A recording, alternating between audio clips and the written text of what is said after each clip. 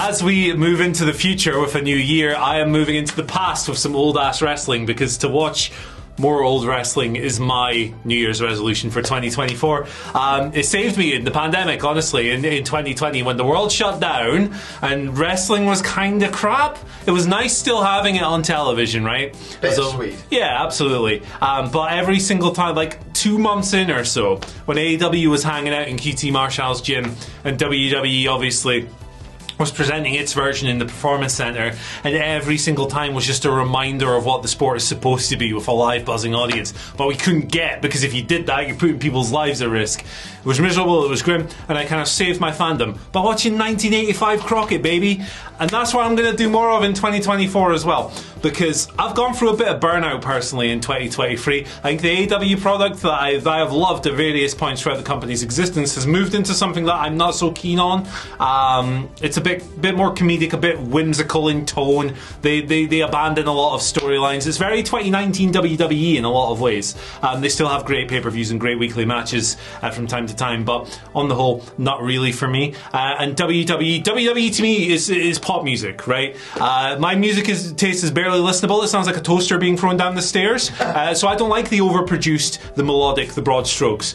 So I can watch a WWE show and I can enjoy it, but it's only ever going to be 8 out of 10 for me. The answer to all of these woes is just to go back in the past, because it's all there. All the things you miss about back in the day, all the things that you think are lacking in today's wrestling, they're right there. Fire up the network, watch some Crockett, watch some World Class, go over to Japan, watch the Four Pillars era in all Japan. Go in, if you really hate yourself, go and watch a 60-minute Jack Briscoe match from like 1965. Everything you possibly want is right there. I'm going to do that more often, because broadening the palette is the cure to all pro wrestling burnout, and this is just magic. I thought long and hard about this, because New Year's resolutions are supposed to be the things that you would like to change about maybe the year before, and I would change nothing about my consumption of pro wrestling in 2023. I've never been happier with my consumption of pro wrestling, I don't think. I'm privileged to get to watch WWE and to a lesser extent AEW for this job. In 2023, like, I get to watch those shows for this job, so I would watch them anyway. I watch a load of old stuff at home for pleasure, because I like sort of remembering things or catching up on things I've never seen, filling in gaps, stuff like that. And in terms of attending live shows, all of the things that you can do, like extracurricular, I feel like I get all the wrestling the way I like it in 2023, possibly like never before, because of availability. So it's a personal one. I'm going to WrestleMania 40. I cannot wait for that. It is the happiest I feel as a wrestling fan attending a WrestleMania, and I want to feel a bit happier within myself. So I've gone down the generic route of losing a bit of weight, so I don't just feel great because Cody's going to win the big one. I feel great because I feel great. I'm going to look a little bit slimmer and a little bit more buff and cut, so I can flex with Cody when he does the whoa, and I've actually got a couple of biceps and jacked and all that. I just want to feel better, Sid. You want to die in that chair, don't you? What, at the WrestleMania?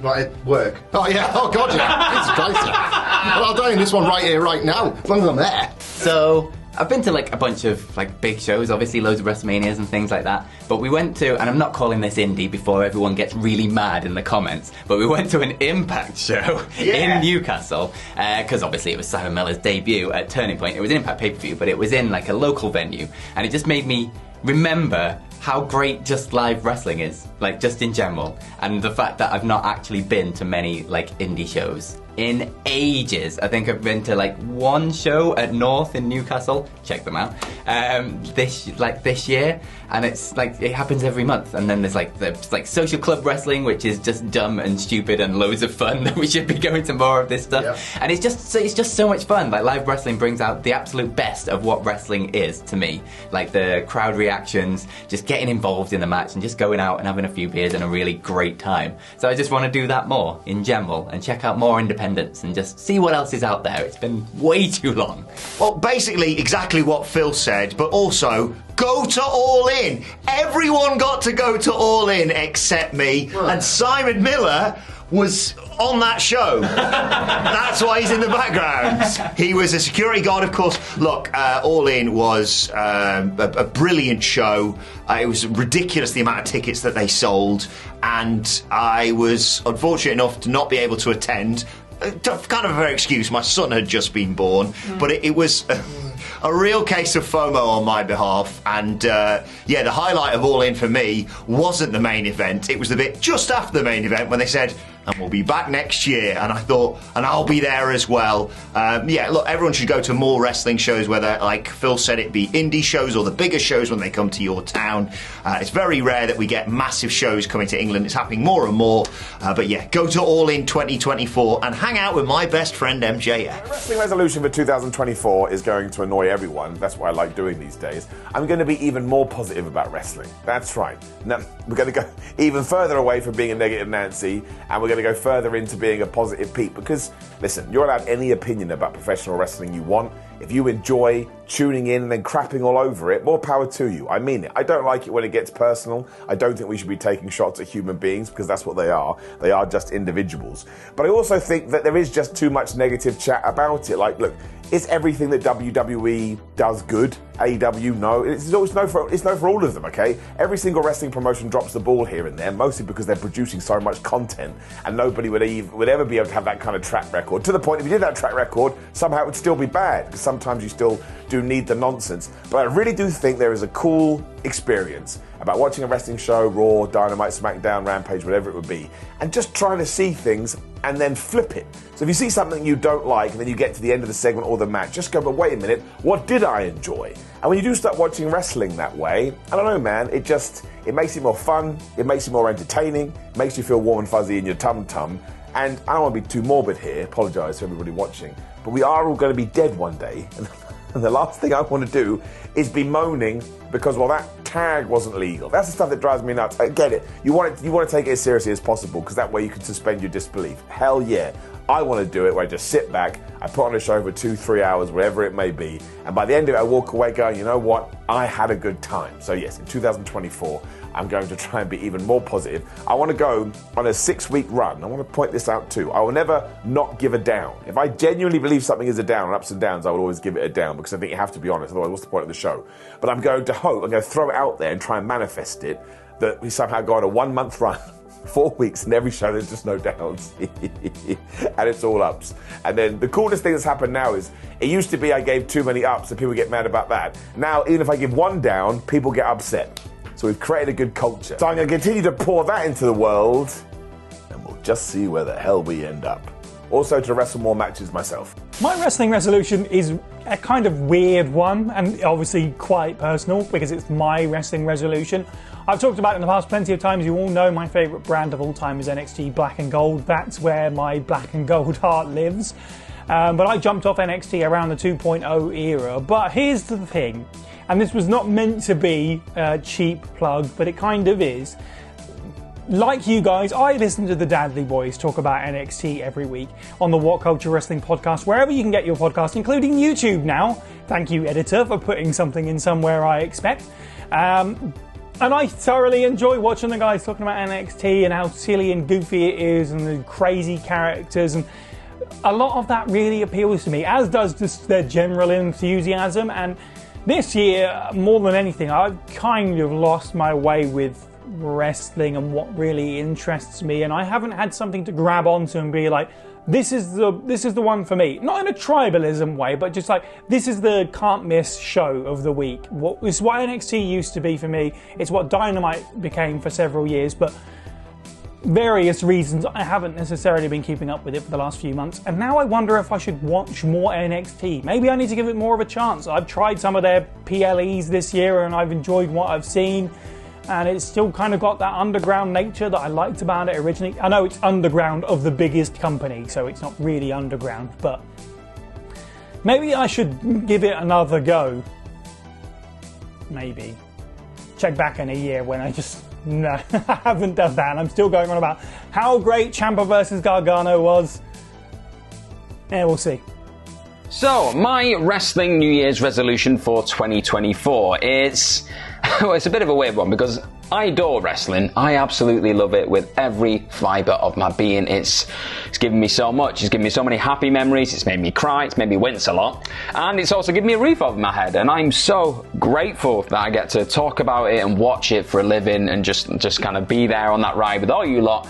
as my job. It's awesome. There's no other word for it. It's incredible, and you find yourself pinching yourself daily. But I'd be lying if I said that every now and again I don't suffer from like wrestling burnout. I say suffer, but you know what I mean? It's there aren't many hobbies in the world that never take a week off and are constantly on like 3, 4, 5 times a week, and you really have to try and watch as much as you can really of everything all the time. There aren't many hobbies like that, so it feels strange. It feels like you're going to miss out on something. You do get some serious FOMO if you do like even just miss a show, never mind a week of wrestling.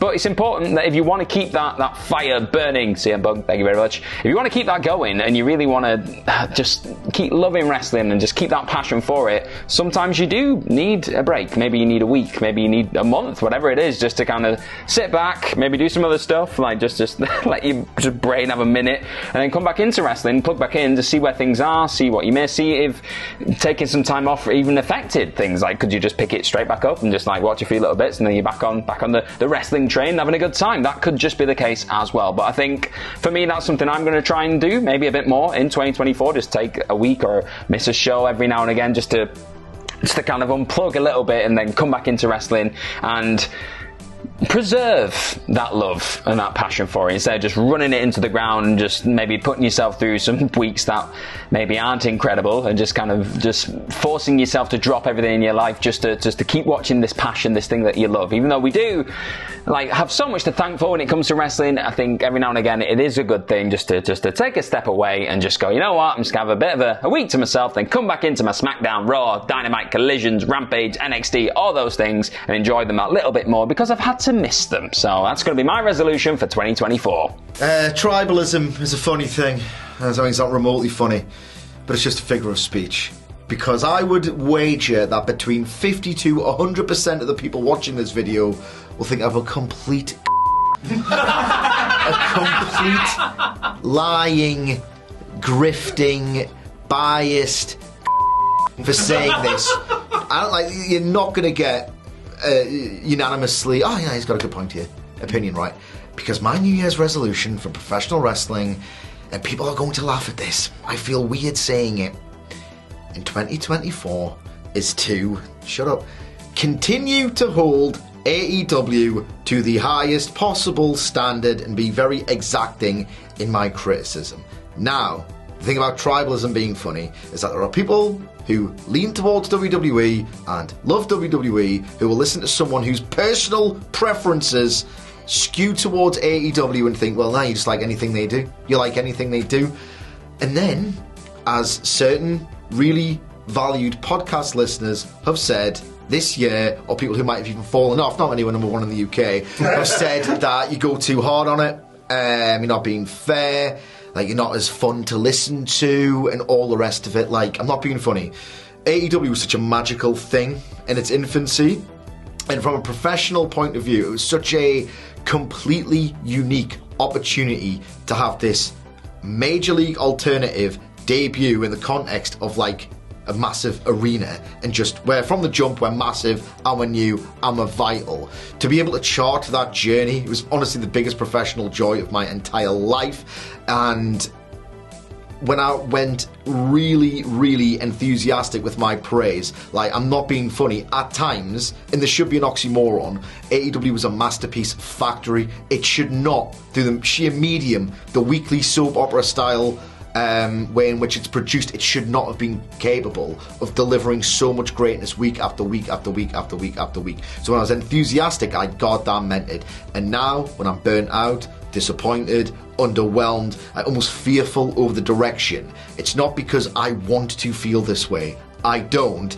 I just think that for the people who appreciate my work, listen to the podcasts, read the articles, like, it's such a dickheaded thing to do, but I do genuinely feel like it's a duty to hold them to account, to try and tell the full story, because it's unfolding as we speak, and I think that's fascinating, to tell the full story. Don't be a toxic engagement account. Don't bury your head in the sand and pretend that it's still great, or you're all caps saying, oh, it's absolutely a stitch, it's hilarious what Roderick Strong is doing. Like, it's not funny. I don't think it's particularly good. I don't think it's necessarily popular. I just feel like it's an obligation to track the highs and lows and as accurately and insightfully as I possibly can. Like, trust me, I know I don't like WWE that much, even though I love some of it sometimes, right? But AEW this year, 2023, has not been particularly great, and I like to think I've held them to account because I know what they can do, and, you know, maybe if they do still listen, as Cody said in November or even October 2019, if they do still listen to the critical response, what people like me are thinking, and it's not just me, a lot of critics have fallen out of favour with AEW this year. Like, people need to hold wrestling promotions to a standard, because as we've seen, to tie this very long-winded diatribe all together, when you do cultivate this sort of atmosphere of tribalism and brand loyalty, people, and I've seen it with zombified promotions for years. I've seen it, Amphlett, with WWE in 2019, right? People will like something irrespective of what it is, purely as a result of the initials of that promotion. Not good enough. I don't want AEW to become WWE in 2019. We're nowhere near close, but maybe there's a slight threat if people don't have the correct attitude. Like, this company formed because they told you wrestling isn't good enough, we are going to give you the best possible version of it. And I think if there was a period of introspection within that creative room in Tony Khan, he would realise, obviously it's not as good as 2021 was. Obviously it's not as good as February 2020 was. Let's all try and be exacting little pedantic pricks about it, because it can be great. I've seen it and I miss it. Right, New Year's resolutions are supposed to be something that's quite hard to do. That's the whole point of them. And that's why most of them get broken. But I am going to go with, unbelievably, I'm going to try and let my beef with Shawn Michaels go. I'm going to finally... I'm not a person to hold grudges at all. I'm a very laid-back, chilled-out kind of guy. But a young wrestling fan me doesn't let things go. So, The Rockers, one of my favourite ever tag teams. As a kid, absolutely adored them. What a team. Marty Jannetty, Shawn Michaels. All ruined by Shawn super kicking Marty, then throwing him through the barbershop window. Yeah, so that's strike one. I'm not going to start counting strikes because I'll run out of fingers, but that's damn Shawn Michaels. Then also, the British Bulldog, Davey Boy Smith, finally wins his first singles title, the Intercontinental title, by beating Bret Hart in one of the greatest matches of all time in that company, or all-time period at SummerSlam 92, just to lose it to Shawn Michaels 2 months later. Damn that Shawn Michaels, of course. In later life, you'll realise that Davey Boy had done some dodgy things, some naughty things, and he got fired. So, yeah, but still, damn Shawn Michaels. Then Marty Jannetty would make his triumphant return and beat Shawn Michaels to become the Intercontinental Champion, just to lose it to Shawn Michaels, 20 days later. Damn that Shawn Michaels. Then Shawn will go on to beat my boy, Bret the Hitman Hart, at WrestleMania 12 for the world title in that BS. It's an Iron Man match. It's a tie. It's a draw. We don't need sudden death. That's absolutely not Gorilla Monsoon. Not forgiving him for that either still. God rest him. What a man. But yes, so damn that Shawn Michaels. Then there was a whole BS of one night only where Shawn politicked to beat the Bulldog for the European title in his home country after Bulldog had promised his terminally ill sister he was retaining the title because that's what he was told and that's what was supposed to happen. Yeah, that one's really not cool. And he'd only defend that belt twice. One was a no contest, one was a DQ against Shamrock, I think it was, and then that farcical drop it to Triple H. Nah, not cool. Then there's Montreal, which then there's not wanting to work with Owen once Owen returned after Montreal as the hottest act in the company, the last heart standing to avenge his family, and he just got passed down to work with Triple H. Yeah. Then there's how he was with Vader, how he was with Stone Cold Steve Austin, the WrestleMania 14. Is he going to turn up? Is he going to wrestle? Is he going to be asked? Is he going to stick to the script? Yeah, there's just all these stories with Shawn being a total dick, the Click stuff, the Chris Candido and Sonny stuff, but always forgiving because he found God. Great. Anyway, time for that beef to be forgotten is what I'm trying to do. That's what I'm going to try and do, is in the year of 2024, just go, yeah, he's a great wrestler. I know he's a great wrestler. He's one of the best of all time. But I'm just going to try and let that simmer, that beef. Just like, it's all right. It's cool. But, New Year's resolutions are quite easily broken. So, anyway, fuck Shawn Michaels.